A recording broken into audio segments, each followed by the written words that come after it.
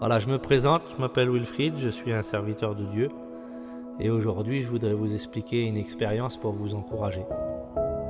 Je voudrais vous dire que Jésus guérit encore.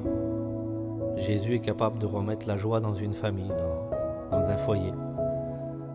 Il y a quelques semaines en arrière, on s'est retrouvé à une retraite des foyers. Et puis quand on était là-bas, il y avait une petite fille qui était malade dans l'hôpital juste à côté. Et puis la famille ont prié, les cousins, les oncles, toute la famille a prié, les amis ont prié, la mission a prié.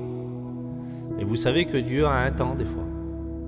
Et c'est pas plus un homme que l'autre, mais des fois Dieu a un temps. Et puis il veut montrer des fois sa puissance par quelque chose. Et ça, on ne peut pas en vouloir à Dieu de bénir en son temps à lui. La Bible dit qu'il y a un temps pour tout. Un temps pour naître, un temps pour mourir. Un temps pour prendre et un temps pour donner. Et puis Dieu a son temps à lui. Et je voudrais vous dire que ce jour-là, on a fait la réunion avec les copains le soir. On a fait une petite réunion de jeunes.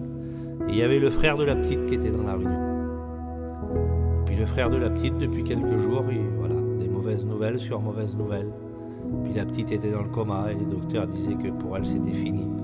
Ils disaient à la famille qu'elle ne vivrait pas, que la maladie était trop forte en elle et puis que le traitement c'était compliqué.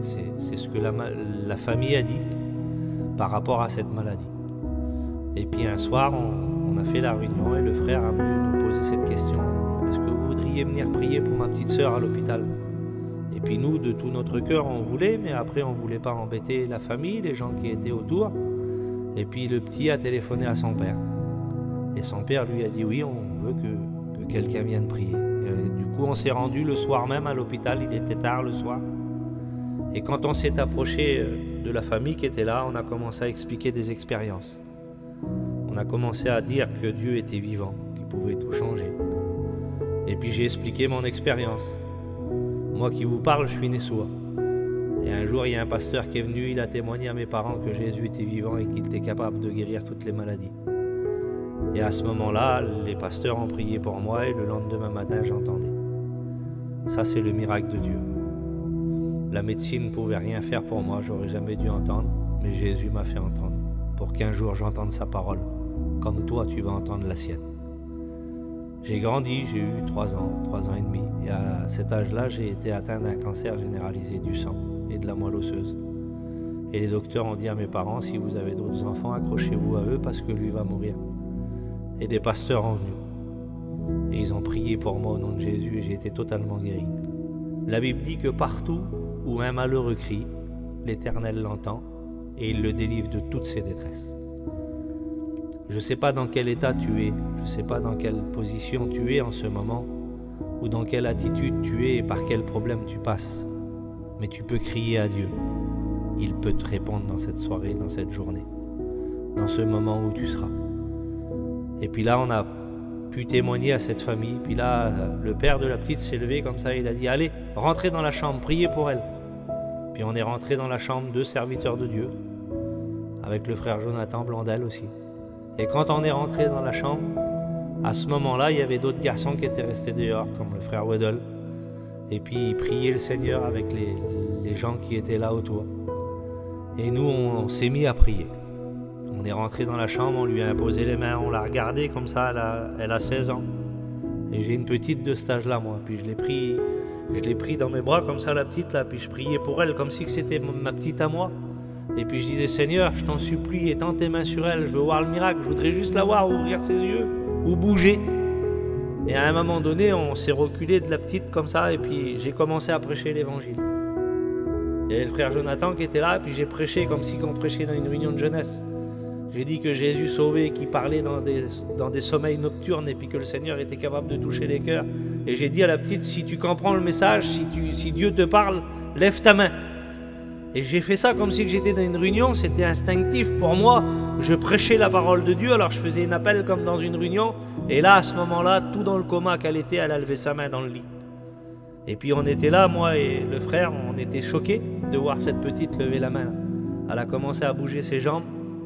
Et puis on a prié pour elle, et puis à un moment donné, on lui a posé des questions, elle a commencé à nous serrer la main, l'un et l'autre.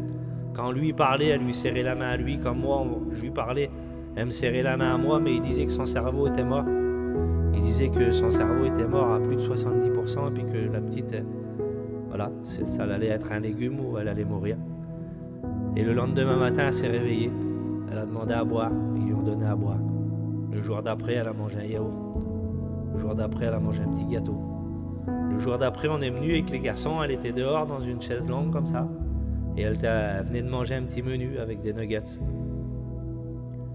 Et puis j'ai pris une petite Bible comme ça, puis j'ai dit sur elle, j'ai dit, Jade, voilà, je te donne une Bible, mais ton nom, je sais pas bien le marquer, moi, tu peux pas l'écrire, comme ça je te mettrai un petit mot sur la Bible.